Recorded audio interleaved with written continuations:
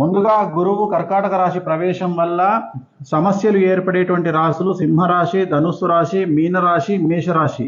ఈ 4 రాశుల వారికి సంచలనాలు ఉంటాయి, నెగిటివ్ రిజల్ట్స్ ఉంటాయి. నెగిటివ్ రిజల్ట్స్ అంటే ఆర్థికంగా కానీ, సామాజికంగా కానీ, కుటుంబ పరంగా కానీ, న్యాయపరంగా కానీ, కాళ్ళు చేతులు విరగడం లాంటివి కానీ ఈ సమస్యలు ఏర్పడేటువంటి అవకాశాలు ప్రస్ఫుటంగా కనిపిస్తూ ఉన్నాయి. ఈ ప్రత్యేకించి సింహం, ధనుస్సు, మీనం, మేషం రాశుల వారికి. అలాగే ఇవి కాకుండా ఇతరత్రా సమస్యలు ఎవరికి ఉంటాయి అంటే, మరీ ముఖ్యంగా ఈ మధ్యకాలంలో సినిమా ఇండస్ట్రీయే సినిమా చూస్తున్న పరిస్థితి మనం చూస్తూ ఉన్నాము. గత సంవత్సరం డిసెంబర్లో నేను చెప్పడం జరిగింది సినిమా ఇండస్ట్రీలో చాలా సమస్యలు ఉంటాయని.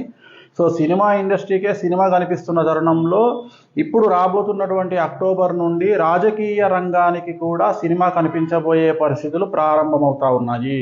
సో రాజకీయ రంగంలో పెను సంచలనాలు, మరీ ముఖ్యంగా తెలుగు రాష్ట్రాలకు సంబంధించి, తెలుగు అనే పదం తులారాశికి సంబంధించి, రాజకీయాలు అనేటువంటిది తులారాశికి సంబంధించి, చిత్ర పరిశ్రమ అనేటువంటిది మీనరాశికి సంబంధించి. సో మీనరాశికి ఆల్రెడీ జన్మశని నడుస్తూ ఉంది, సింహరాశికి అష్టమ శని నడుస్తూ ఉంది, తులారాశికి షష్టమ శని నడుస్తూ ఉంది. ఏ రకంగా తీసుకున్నా సమస్యలు అనేటువంటివి చిత్ర పరిశ్రమకు, తెలుగు చిత్ర పరిశ్రమ, తెలుగు రాజకీయాలు, తెలుగు మీడియా ఈ మూడింటికి పెను సమస్యలు ఏర్పడేటువంటి అవకాశం ఉంది. సినిమా ఇండస్ట్రీకే సినిమా కనిపిస్తుంది, అలాగే రాజకీయ రంగానికి కూడా సినిమా కనిపించేటువంటి అవకాశాలు ఉన్నాయి. పెను సంచలనాలు ఉండబోతా ఉన్నాయి.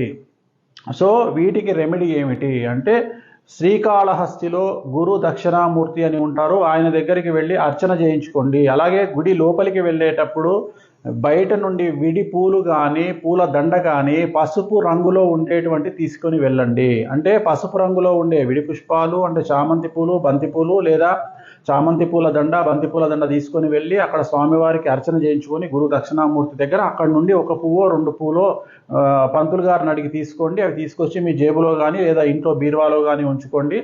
రాబోయే కాలంలో గురువు వల్ల ఏర్పడేటువంటి నష్టాల నుండి బయటపడేటువంటి అవకాశాలు కనిపిస్తూ ఉన్నాయి. ఓం నమో వెంకటేశాయ.